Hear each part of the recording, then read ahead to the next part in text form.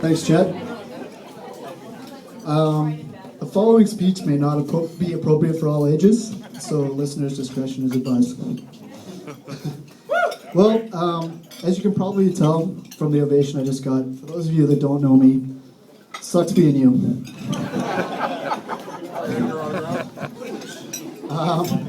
First things first, I would like to thank Murray for keeping his pants on throughout the ceremony. I know that after dinner, all bets are off. Secondly, it's truly an honor to be standing up here in front of all of you beautiful people today. Pat and I were overjoyed to hear that Jake and Ollie turned down the offer to stand up for Murray due to a previous engagement with a couple of hot bitches. Dogs. Hey-oh. Kelly, what can I say? You look stunning as always. You are truly a natural beauty, and that couldn't be more true on your wedding day. Murray clearly does not deserve you. And thank you so much for the beautiful tie. For those of you that don't know, Kelly actually made all of the ties for everybody in the wedding party and family, and she really did an incredible job, so give it up for Kelly.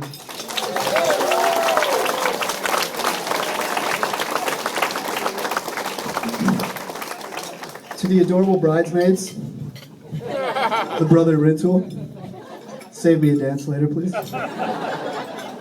Mur, it's good to see the suit you wore to your grade 8 graduation still fits. Looking sharp, big guy.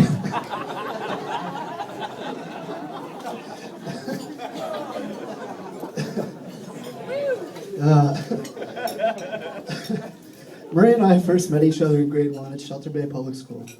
Little did I know that 25 years later, he would become one of my favorite work acquaintances at RBC.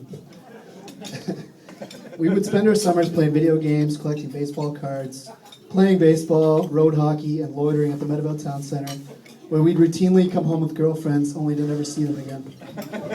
It's just how we rolled in grade school. His mom always kept him in cutting-edge footwear, and I secretly hated him for it.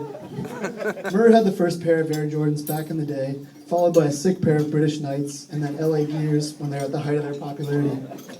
The fact that I still remember that, and given the shoe addiction I currently have, it would appear that I'm compensating for my childhood in some way.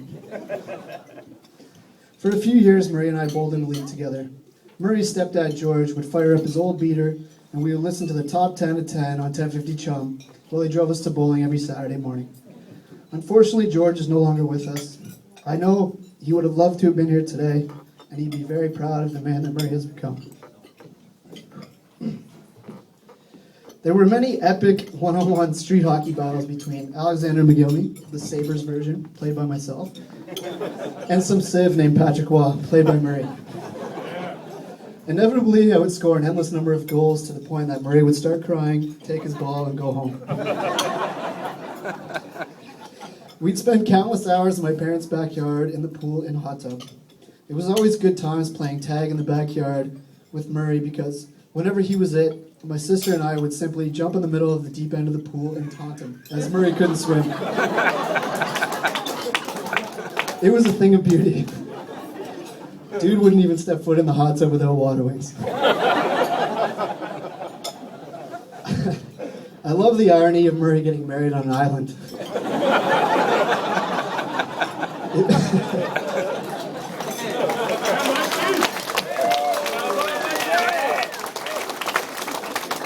If all the boats were to leave this island, he would be stuck here for eternity.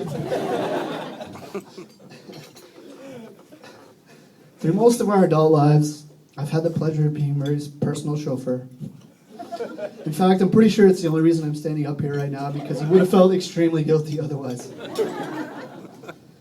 In his defense, he always kept me hydrated and energized with plenty of Gatorade, Red Bull, plus plenty of oral satisfaction.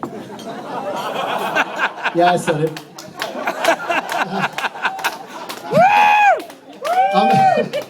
I'm not sure how well oral skills translate from man to a woman, but assuming they do, then Kelly, you're one lucky lady. Oh, yeah!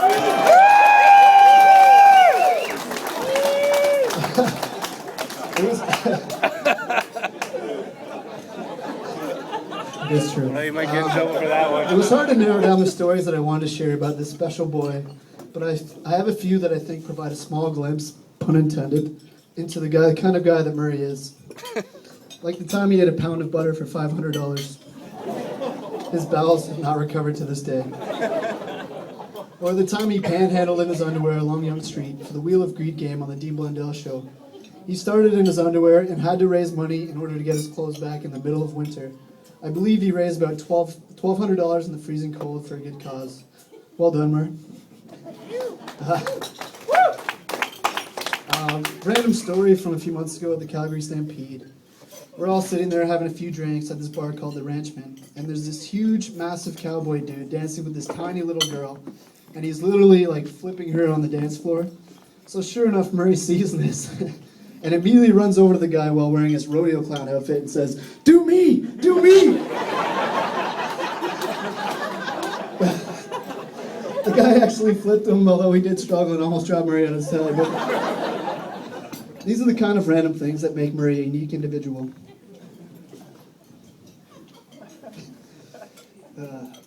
At Michael Dobson's stag a few years ago, we rented 2 cottages up at Blue Mountain for 25 guys for a weekend of debauchery.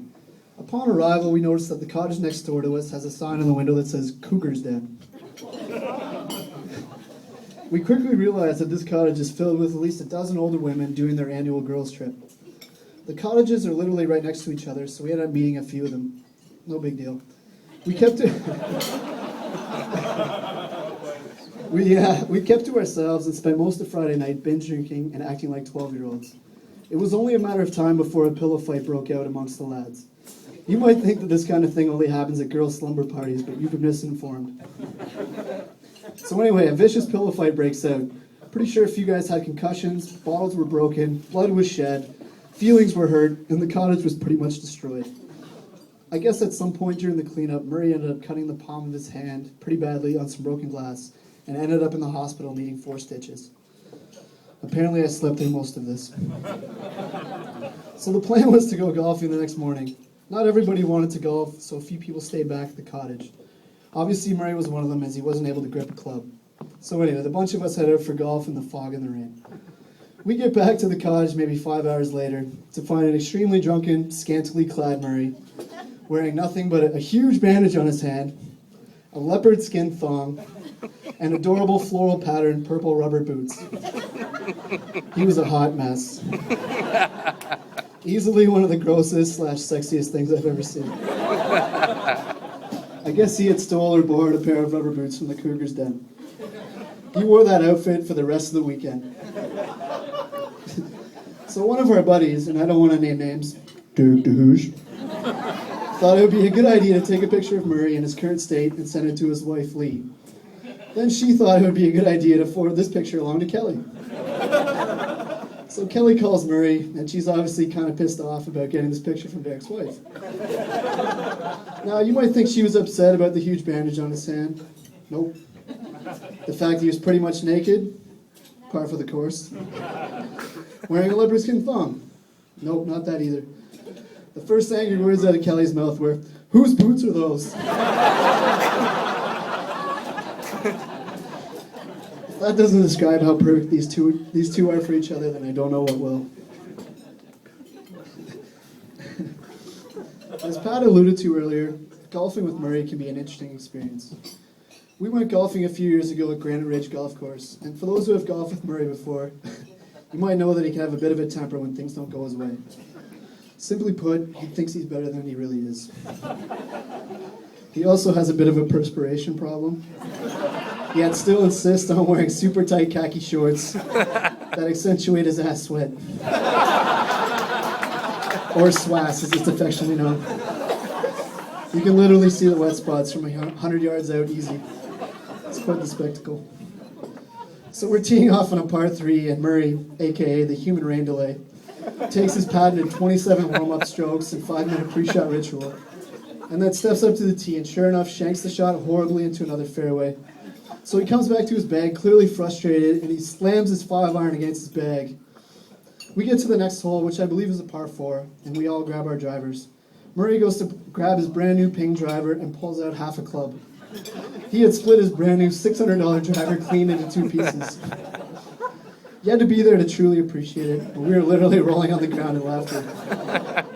He's broken a few clubs over the years, one over his knee, and one that he boomeranged into the woods, only to hit a tree and split in two. Entertainment at its finest. But far and away, my favorite Murray story has to be from a few years ago when we were driving home from footy training. I remember it so vividly like it was yesterday. It was during the spring, probably 5 years ago, and we were heading southbound on Bathurst, approaching Davenport. Chris Mile was approaching with a full carload of our teammates, quickly on our right-hand side. Murray, sitting in shotgun, instantly knew what he had to do. He quickly rolls down the window and pulls down his pants and proceeds to moon the people in Chris's car. So he's basically half hanging out my car window. So naturally, he reaches for the holy shit handle. Pardon my language. Apparently, he couldn't hold his 97-pound frame because the handle breaks, and Murray goes flying out on the street